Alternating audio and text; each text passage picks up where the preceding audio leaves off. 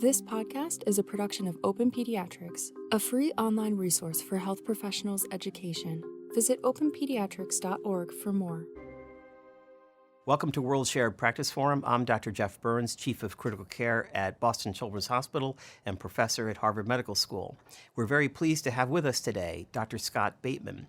Dr. Bateman is Chief of the Division of Critical Care Medicine and Professor at the University of Massachusetts Medical School. Along with us, we also have today his colleague, Dr. Stacey Valentine. Dr. Valentine is Associate Professor of Pediatrics and Associate in Critical Care Medicine at the University of Massachusetts Medical School. Scot, Stacey, welcome. Thanks. Great to be here.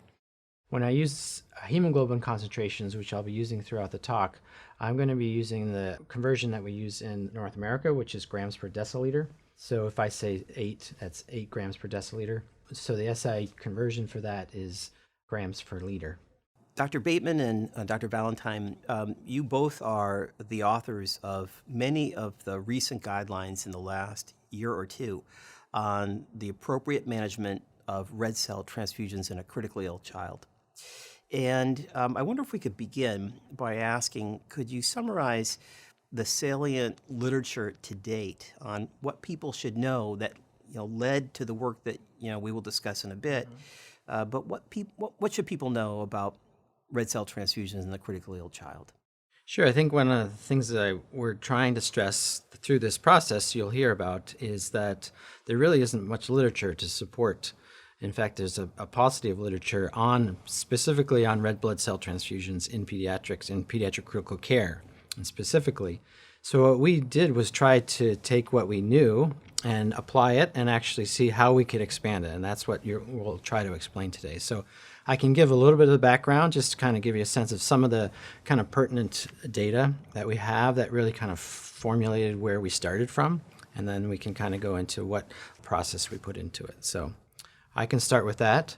I will say we have no conflicts of interest to report, which I think is important for us in this process. We did get funding from the NICHD and NHLBI through a conference grant to help bring these folks together. We also got support from the Washington University Children's Discovery Grant, Canadian Institute of Health Research, and the Society for the Advancement of Blood Management. We had support from the Pediatric Acute Lung Injury and Sepsis Investigators, or PCC, and the subgroup of that called BloodNet, which was a very active part of our group. Society for Critical Care Medicine backed this, and also all of our TAXI experts, which TAXI was the term we ended up using, which stands for Transfusion and Anemia Expertise Initiative. So when we mention TAXI, that's what we're talking about.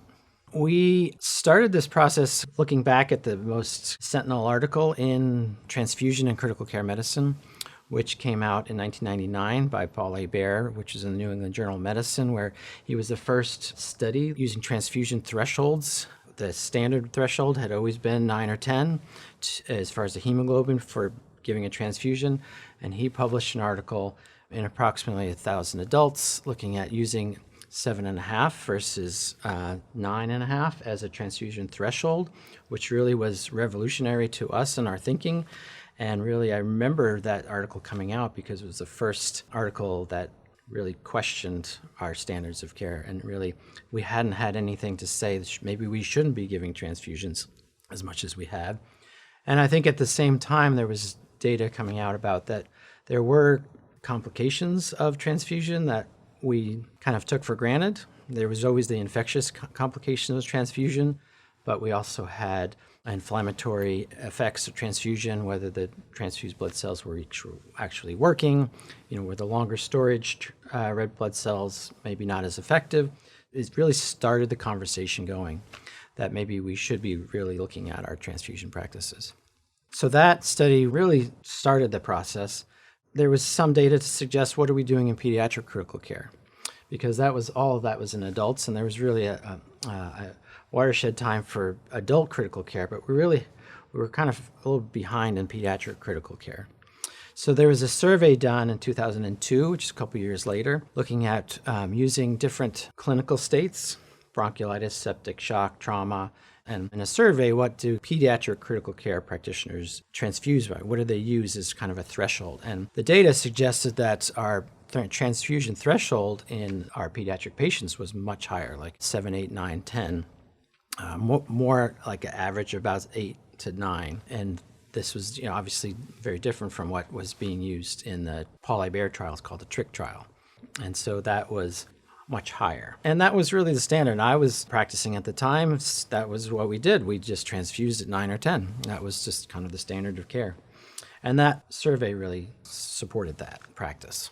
And then I was lucky enough to get involved with a large multi-center prospective study looking at our transfusion practices and the incidence of anemia in pediatric critical care, about 30 centers across the US and Canada. And we found that actually there's a big burden on our pediatric patients. So it was very relevant to us how we transfused. So we found in patients who were in the ICU longer than 48 hours, 49% of the patients who were in that period of time got transfused. And we also found that anemia is a big burden as well. 33% of those patients were anemic on admission, and another 41% became anemic in the hospital. One of the things that kind of got Stacey and I together is that she, as a resident, came to me and she was interested in development of anemia and the influence of phlebotomy on the development of anemia in the pediatric critical care area. And we were able to kind of do a sub-analysis of this data to show that phlebotomy was a significant predictor of anemia and transfusion, that our practice, what we did to the patients in the PICU actually mattered. We also found that the pre-transfusion hemoglobin threshold of the patients in this study was 9.7, so it was clearly much higher. And this was in about 2005, 2006, so up to 7 years after the TRIC trial had come out. And when we looked at what it was that triggered people to give transfusion, what was the reason? Low hemoglobin was by far and away the most common reason, which makes sense. But then, so it really argued that how we define threshold for transfusion was very critical, and how we were going to kind of manage how to guide people in doing transfusions. So also at the same time was a study that is really the seminal study in pediatric critical care called the TRIPICU study, done by Jacques Lacroix from Montreal. It's the transfusion strategies for patients in the pediatric intensive care unit called the TRIPICU, where he looked at a very similar methodology to the TRIC trial done by Hebert, looking at using a transfusion threshold of 9.5 versus 7. So if you had a patient within the restrictive group, which was the 7, then you did not transfuse unless you got below 7. And with a target hemoglobin of about 8.5 to 9.5. And if you were in the liberal group, you got transfused if you were less than 9.5 for hemoglobin, with the goal target post-hemoglobin of 11 to 12. The caveat of the study was it was done in a wide range of pediatric intensive care units across actually North America and Europe, but the patients had to be hemodynamically stable. So it was a very specific subset of patients in the pediatric ICU. So hemodynamic stability was determined as not needing a change in blood. You could be hypotensive, but you couldn't have changed your blood pressure medications, or you had no pressors at all. So there was an important piece to put in, so that because there was still a sense at the time that transfusion in a hemodynamically unstable patient was probably not ready for prime time as far as a randomized controlled trial. In fact, we were approached at Boston Children's to be a part of that original study, the TRIPICU study, and we weren't that comfortable with going into that study because at the time it felt like it potentially was putting our patients at risk. That's how far the field has come since then, because at that time we were still very wedded to the 9 or 10 as a hemoglobin threshold. So it's been interesting to see how that has evolved. So that study, the TRIPICU study, really did demonstrate that there was no difference between the restrictive strategy or the liberal strategy of transfusions. So it was a non-inferiority trial, meaning that there was no worse outcomes, there was no new or progressive multi-system organ dysfunction syndrome, no increased risk of MODS with severity of illness for the restrictive group, And importantly, there was 44% fewer transfusions in the restrictive group than there were. The study that I was involved with the observational study, did show that there actually was some, not a mortality difference, but there was some morbidity difference in the transfused patients versus the non-transfused patients, indicating, and that is consistent with adult data, suggesting that there is some other potential morbidity related to transfusions in critical illness that we need to address and need to kind of look at it much more systematically. And so it really has solidified our take is that avoiding unnecessary transfusions is really the key to kind of why we did this in the first place, because I think that being smart about how we transfuse pediatric patients, I think, is our goal. Stacey was actually followed up our phlebotomy work to look at how our transfusion practices have changed since prior to the TRIPICU study and following a couple years after. And there has been a gradual reduction in the hemoglobin threshold that has been used in pediatric critical care, but it still is higher than what is recommended in adults. And still, we felt like there was still room for improvement in kind of our sense of avoiding unnecessary transfusions, which led us to the point of saying, okay, where do we go from here? And Stacey and I discussed this.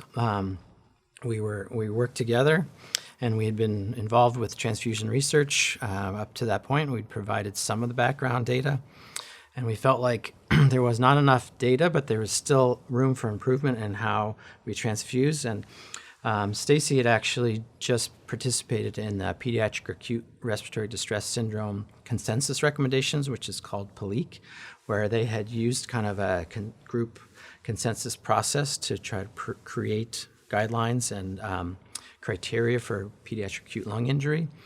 And we were talking in the hallway and said, we should do this. In fact, she said, we should do this for transfusion. I said, you're right, absolutely right, we should. And then we made a pact that we would do it together since that time, and here we are. We're still doing it. And I'm going to turn it over to her because she really helped put together our process really well, and it's something we're particularly proud of. So, thank you. Scott, that's a wonderful overview of the literature of really the last 20 years. As you noted, I remember being in the conference room, and I had concerns about whether we should join Jacques Lacroix's study, and I didn't feel comfortable withholding packed red blood cells. Now I'm asking myself, and now I'm asking you, you're the expert, what was the central hypothesis that drove the trial? What was it that they were questioning? We were coming out of the age of normalizing values. We learned in mechanical ventilation that high tidal volumes was not good. Was it similarly that people were questioning, are we normalizing values and we shouldn't, or was there emerging evidence that it was impacting somehow the inflammatory response, leading to worse outcomes? What drove that research? Yeah, I think that's a great question because the data really, what's amazing to see looking back is how little data there was to show the benefits of transfusion in the critical care realm. And I think there was an assumption and an extrapolation from historically from, oncology or, bone marrow failure transfusions. And so there was a sense that critical ill patients were anemic, so they should get transfused just like an oncology patient who may not be able to make red blood cells.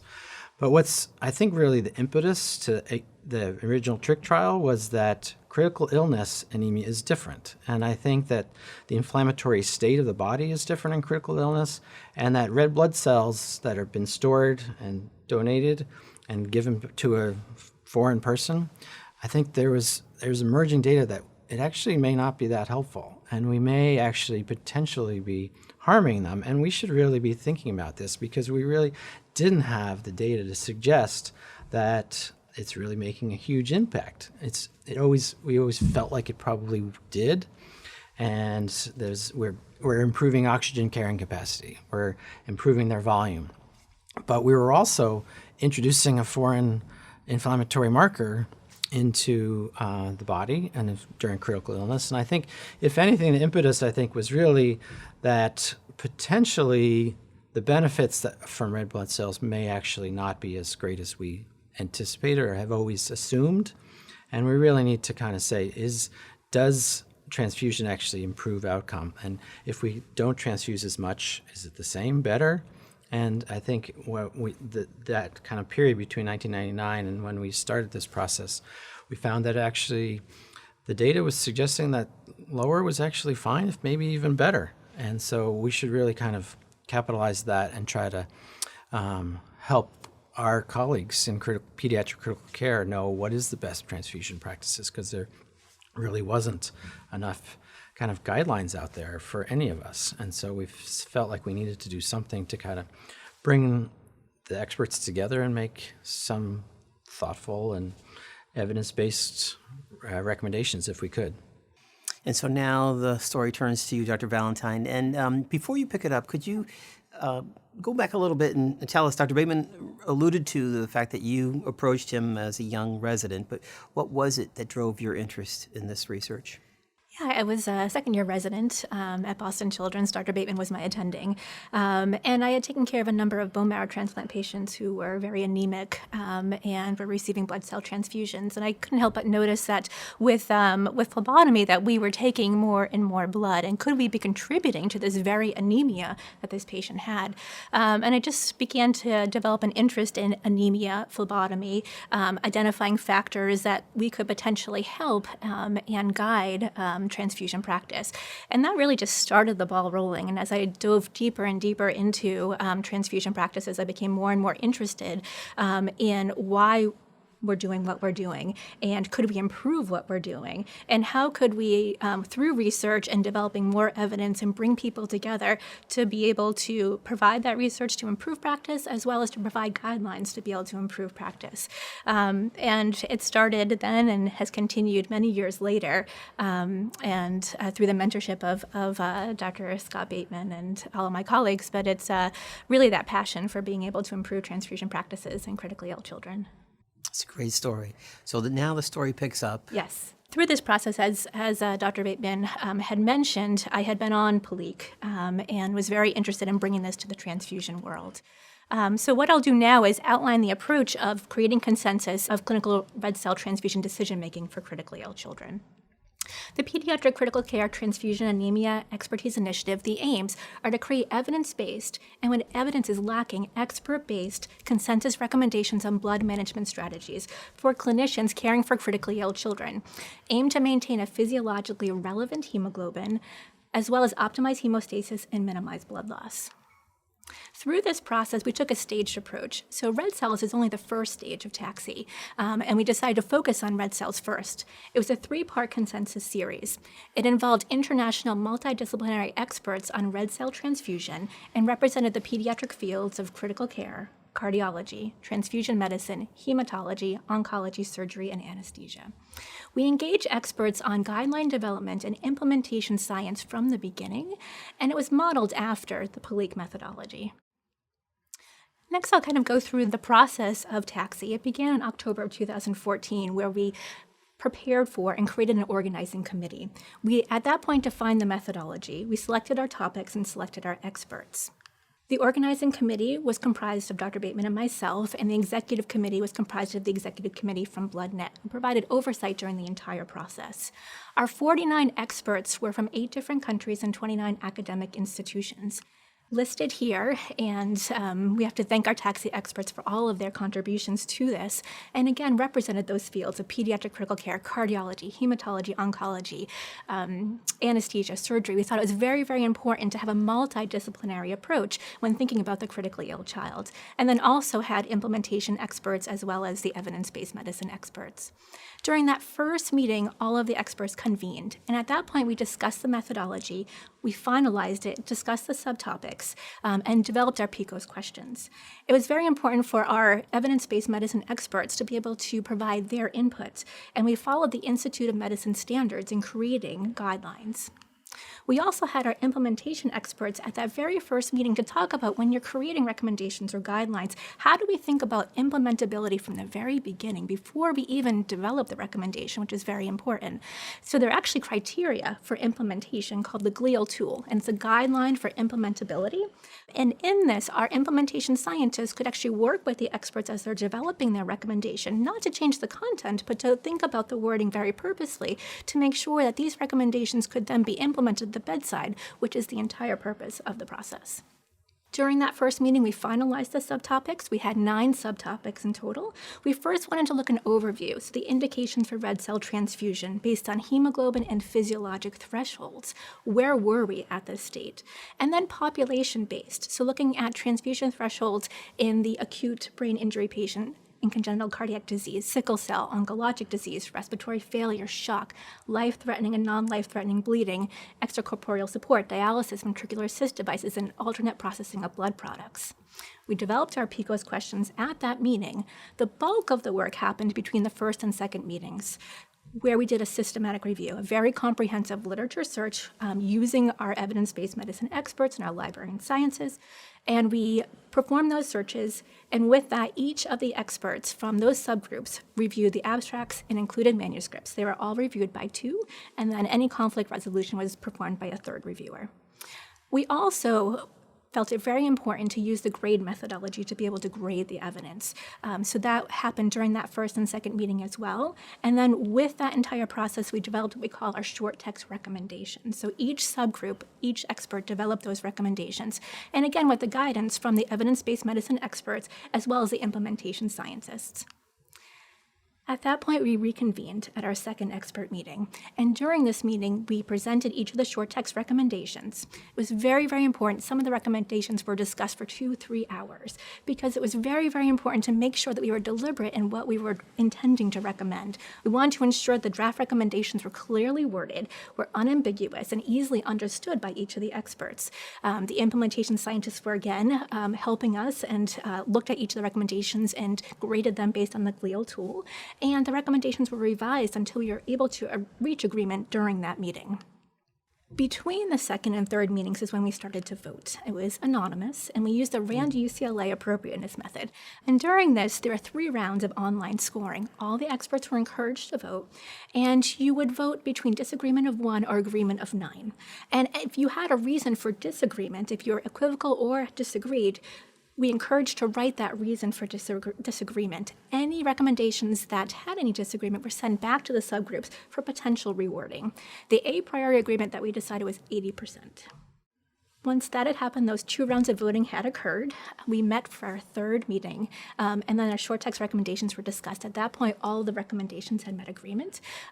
If at that third meeting, we then discussed the recommendations, discussed those fine-tuning of wording. Even though they had already met agreement, if we made even the slightest change in the recommendation, we sent that back for voting again, because we wanted to ensure that that change didn't alter the meaning of the recommendation.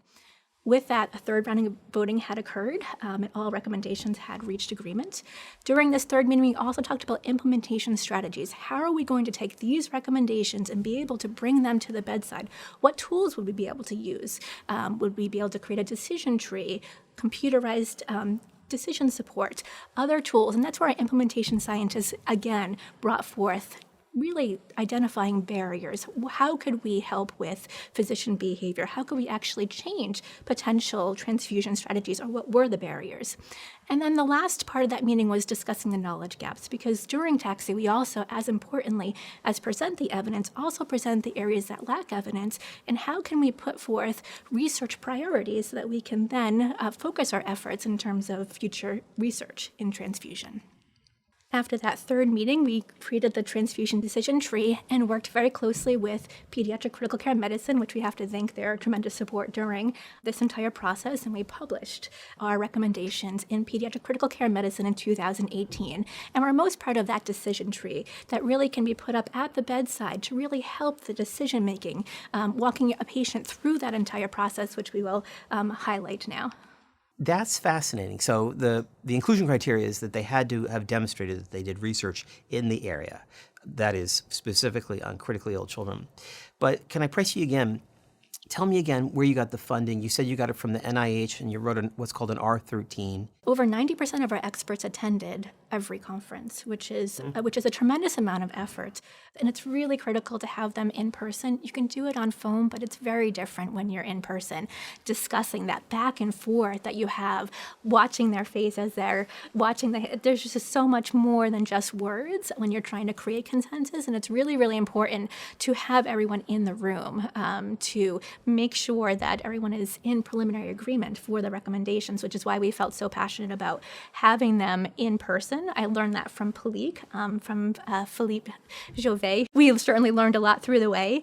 And really just with that ultimate goal to be able to provide that guidance at the bedside. And so really taking that 100,000-foot view and saying, the reason why we are here is to be able to help that critically ill child. How do we make these recommendations such that they improve practice, but also can be implemented, because we need to make sure that the practitioner can actually take this and implement it at the bedside. If it's not able to be implemented, then we're not actually making change. Everyone was there and passionate about improving practice. And to have this group of people in the room to say, we can make a huge difference for critically ill children was very inspiring. And also just, we realized also that we're here and we need to make this happen. We need to have the best product possible. Yeah, I would echo that. I would say that there was clear vision among the people who were able to recruit into this process. And I think that the buy-in we got from the experts who really, in fact, Jacques Lacroix, who's one of, did the TRIPICU study, he started off saying, I've always wanted to do this. This is so needed. And it really just set the tone for someone who, of that, that level to say, this so needs to happen and we're going to make it happen. And the process, like Stacey said, was great. We were amazed. Everyone came. The first meeting, we had over 40, I think it was 45 people at most of our meetings. And I think the process was, there was a lot of recommendations. We didn't make it to our final. There's a lot of things we really wanted to be able to provide guidance on that we couldn't. I think the ones we couldn't put in there really fueled the knowledge gap aspect of our care, but what we did finally come together with and make recommendations on, we all felt strongly about. And so I think it's, that process left us very confident that what we did put out there was something that we all felt very strongly about. So, what a helpful roadmap for colleagues across the world on how to develop a process, to be thoughtful about expert consensus, as you just said, Scott, to fill knowledge gaps. That was wonderful. Well, can we turn now back to the specific topic? Yeah, yes, sure. Absolutely. And so where does the story go from here? Yeah. So this is the fun part. We can actually talk about the recommendations themselves and the process. Last year in September of 2018, we had a full supplement that outlined all the different subgroups and the major recommendations that came out of them and the background. And at the same time, partner with that was a special article that outlined all of our recommendations, and that we're going to go through kind of piece by piece here and for our listeners. We ended up a total of clinical recommendations of 56 recommendations that ended up being included, 45 specific research recommendations as well. We had a wide range of types of quality of the recommendations, so we graded the recommendations. So as mentioned before, there was really not a lot of data for many of our recommendations, but we did have 36 of the recommendations were based on the expert consensus from our experts.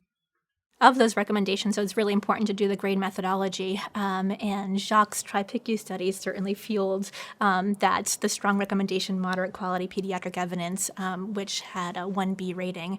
5 of our recommendations were strong recommendations but had weak quality pediatric evidence, and 11 of them were weak recommendations with low quality pediatric evidence. So there was a little bit of evidence, but not as robust as the adult world. And then 36 were consensus panel expertise. And 45 of the recommendations were research recommendations, really focusing those research priorities and where do we go from here. So the decision tree that Stacey had mentioned already is part of the main article that we tried as best possible to summarize the data that we had put together in recommendation form into a decision tree that could be easy to use and actually provide specific guidance to pediatric critical care practitioners around the world. And we're going to go through each section a little bit just to kind of give you a sense of what specific recommendations are. And then in this decision tree, we also tried to incorporate as much of the recommendations, also the strength of evidence. So you'll find A through D throughout the recommendations. So really embedded a lot of the process and a lot of the recommendations within this one decision tree to help guide decision-making surrounding transfusion. Before getting to the decision tree, we actually had some general statements that we felt as a group we wanted to put forth, not necessarily recommendations, but general ways of approaching transfusions. We felt that when there is a decision to transfuse, we wanted to make it very clear that hemoglobin alone is not the only thing to consider, that there's an overall clinical context, signs, symptoms, physiologic markers of oxygen debt that should weigh into the decision, as well as the risks and benefits and alternatives to transfusion. And this we call the good practice statement, and it's really just a sounding board before going into any decision-making in transfusion. We also wanted to make sure that there's a clear statement that anemia should be appropriately managed, investigated, and that transfusion in and of itself isn't the answer, but really causes of anemia need to be addressed. And then also adoption of patient blood management principles should be implemented to try to help avoid anemia. So the first branch point of our decision tree was that we started with a critically ill child or a child at risk for critical illness. That was our definition of our PICU population. Easily, the first branch is if you're in hemorrhagic shock. And there's really no controversy about giving red blood transfusion if someone has hemorrhagic shock. But we did want to make a recommendation that there is guidelines out there and there's expert consensus panel recommendation to use a red blood cell plasma platelet ratio of 2 to red blood cells to 1 plasma to 1 platelet, or 1 to 1 to 1 when you have a hemorrhagic shock. That was, you use that ratio until you no longer have life-threatening bleeding. Next branch point, if you're not in hemorrhagic shock, is looking at your hemoglobin value. So if your hemoglobin is less than 5 versus 5 to 7.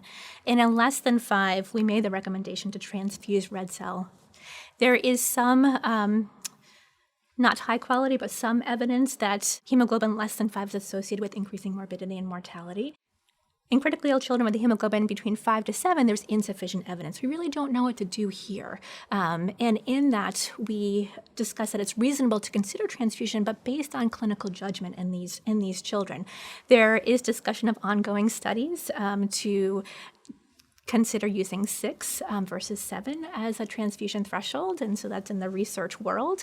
But there's insufficient evidence to make a specific recommendation between 5 to 7. We just don't know. And so that gets back to the good practice statement. Clinical judgment included not just the hemoglobin level itself, but what other factors are with the patient should drive you to transfuse or not. And if you don't have anything else besides hemoglobin, we're not sure that transfusion is really indicated in that situation. So that's where clinical judgment is how we defined it. So if you actually had a hemoglobin greater than 7, we had a different branch point for those patients, either hemodynamically stable or hemodynamically unstable. So the hemodynamically unstable, so patients who are coming in septic shock, who are still in active resuscitation phase, there really was unfortunately a paucity of literature to allow us to make specific recommendations about this. So we made a recommendation that we cannot make a recommendation, and that we feel that those patients are going to need their own study. That was part of our knowledge gap. So that is an area of kind of ongoing need for us to make further recommendations. If you're hemodynamically stable and your hemoglobin is greater than 7, that was an area that we spent a majority of our recommendations on of the different subgroups. We were able to look at if you did have hemodynamic stability and you had the different criteria, then we made very clear recommendations about not transfusing. And we had different subgroups: general critically ill child, postoperative or surgical patients, respiratory failure, excluding severe pediatric ARDS, sepsis, or who are hemodynamically stable, non-life-threatening bleeding, or anybody requiring renal replacement therapy. Any patient in that had any of those criteria, we made a strong recommendation not to transfuse those patients if their hemoglobin was greater than 7.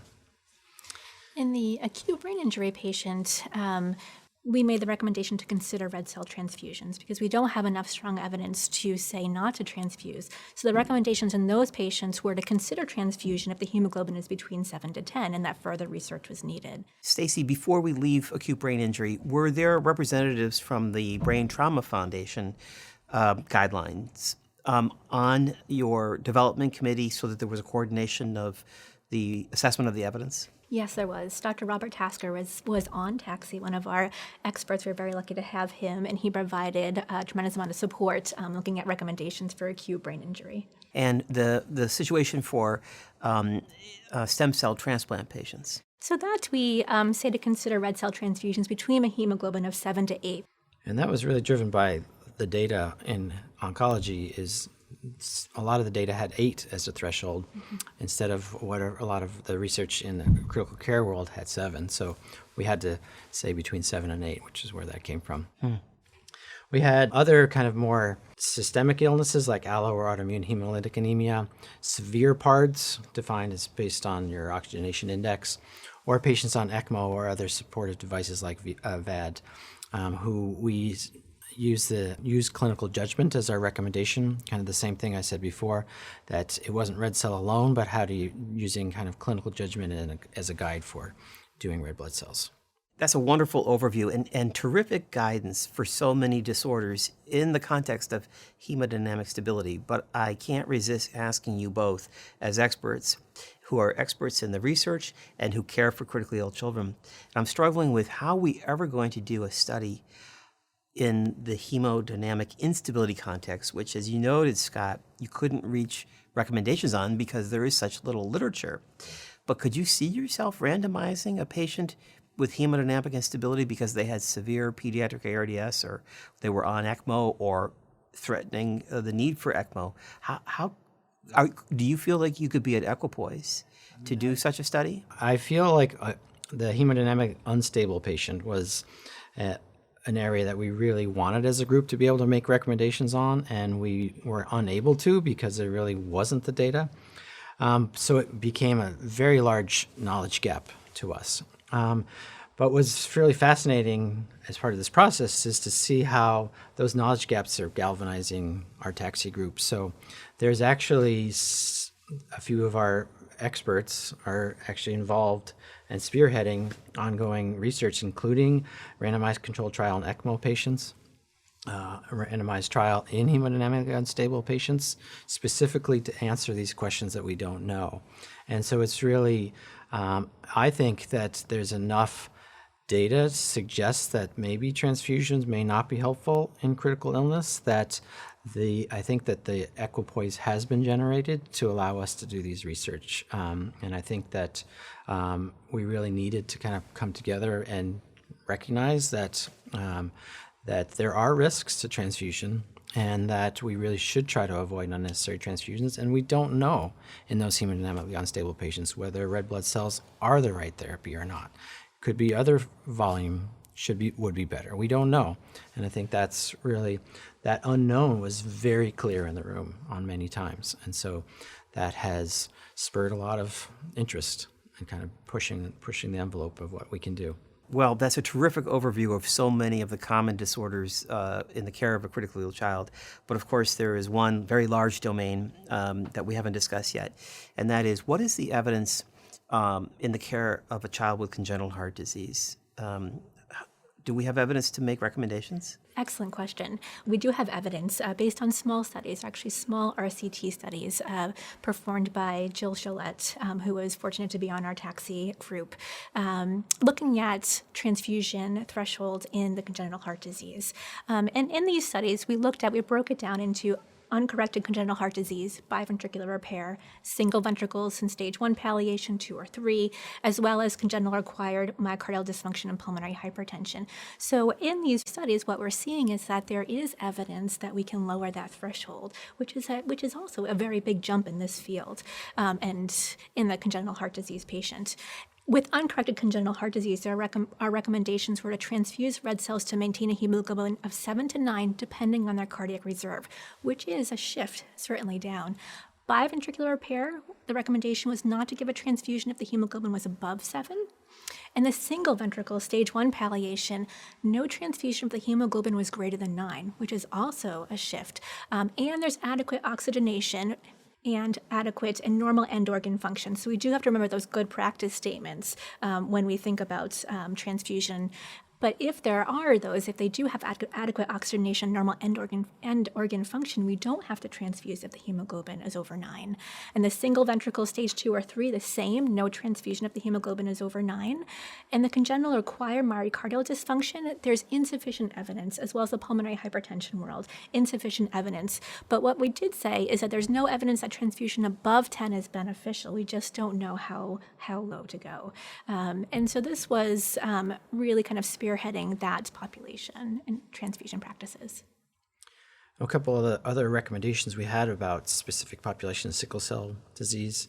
So the requirement for a recommendation for exchange transfusion if you have unstable acute chest syndrome, or a simple transfusion if you have a compensated acute chest syndrome.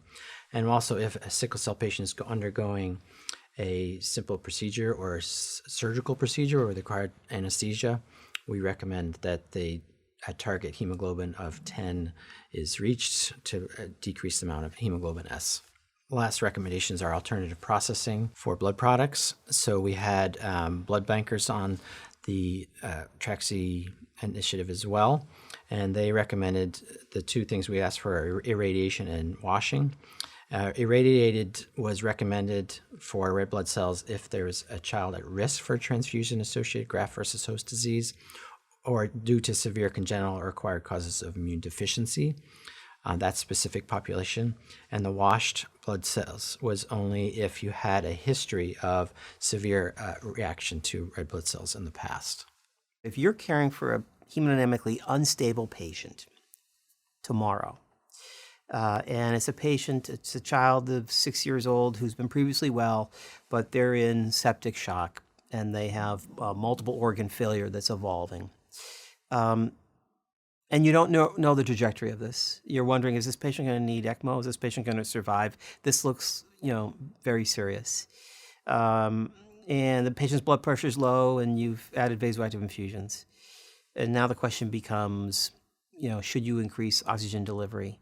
What are you going to do? What hemoglobin threshold are you going to do in that patient? I think that you're asking, you're exposing the hole in the recommendations because we weren't able to make recommendations on that specific population. I think that if we look back and say, okay, what percentage of transfusions in the PICU are actually going to fit into that category, they're probably a lot less than you think. Majority of the transfusions we found are actually in the populations that we did try to provide guidance on. And I think that, what we do in our institution is if anybody's being transfused and they're not following the criteria, we actually have 2 people who are going to make you very accountable to it very quickly. And I think that having a champion at your institution or having what Stacey mentioned before, patient blood management strategies to provide guidelines for transfusion across the board, I think is really critical. When we actually get to an area that we don't have recommendations on, say it was an ECMO patient or someone who's unstable, like you mentioned, we really don't know enough to say this hemoglobin threshold should be used. But I feel like we have at least provided a framework to say, how do you put in clinical judgment so that you can actually use things like hemoglobin as one factor? What other factors are suggesting that there's an oxygen deficit? We also need to recognize that red blood cells may actually not improve oxygen delivery in a true massive inflammatory state, that the foreign red cells may actually not provide the adequate oxygen that we need. So I think that we fall back to what is it that we feel will, taking all those factors together, will make a transfusion threshold more amenable to giving a transfusion. So we will still give transfusions for unstable patients. Probably if their hemoglobin is 9 or 10, or even if there's a sense that there's a poor oxygen deficit in that resuscitation phase. I feel like the resuscitation phase, there's still a sense that we should be giving transfusions more than we would do as stable patients. But I think that resuscitation phase is actually hopefully relatively short in the grand scheme of that patient. And once you're actually into the stabilization phase, then we have very clear guidance on what to do. So in that patient that I described, you would transfuse if their hemoglobin was 7 and their lactates just a little bit elevated and their mixed venous is just a little bit low. I wish we had a true physiologic marker that could really, besides hemoglobin, that says, yes, this is a transfusible patient.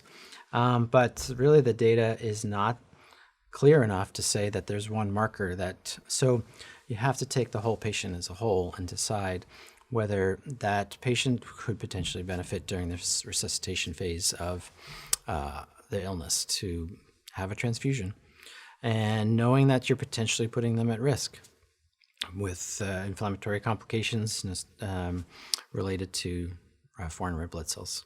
So Scott, Stacey, that's just a wonderful overview and really helpful guidance. I'm sitting here thinking this is just so helpful in terms of decision-making at the bedside, which was your goal.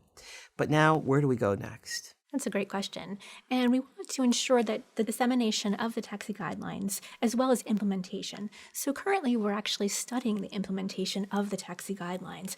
Those implementation scientists that were part of the TAXI process have developed a multi-center randomized control trial and are looking at using implementation strategies, the decision tree, clinical decision support, a multimodal, multidisciplinary strategy, physician behaviors, to understand how TAXI is implemented at the bedside and does it improve outcomes. We're evaluating the feasibility, acceptability, and impact on practice. So we're very excited that this is currently underway. And we also thought that was very important when we started TAXI to mention that we wanted to see, not only did we put these out there, but we wanted to study it post. And so that was a decision made very early on. So we're very excited that this is underway. The next part is to conduct the next phases of TAXI. So at the very beginning, we talked about the first series was on red cell transfusions. So we are currently underway, and the second form of TAXI, TAXI-CAB, is control and avoidance of bleeding. And this is to develop comprehensive evidence-based, and when evidence is lacking, expert-based recommendations on plasma and platelet use in critically ill children. This is led by Marianne Nellis, and it focuses on indications thresholds for prophylactic and therapeutic transfusions. These are the subgroups of looking at plasma and platelet use.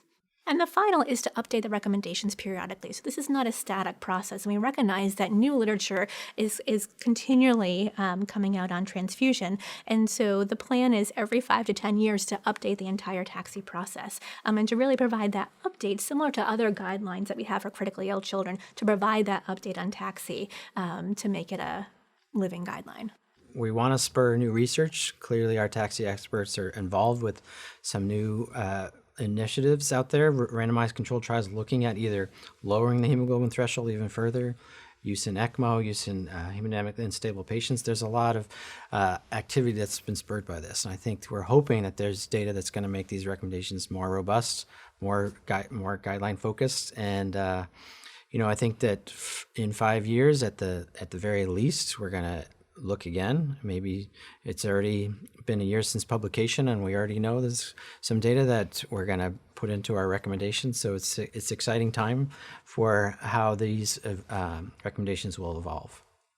Well, Dr. Scott Bateman and Dr. Stacey Valentine from the University of Massachusetts Medical School, thank you for sharing your expertise today and developing a very helpful process and now recommendations for colleagues around the world to improve care for the critically ill child. Thanks for having us. Thank you. This has been a production of OPENPediatrics. Check out the description box to view the resources and journal articles referenced in this podcast.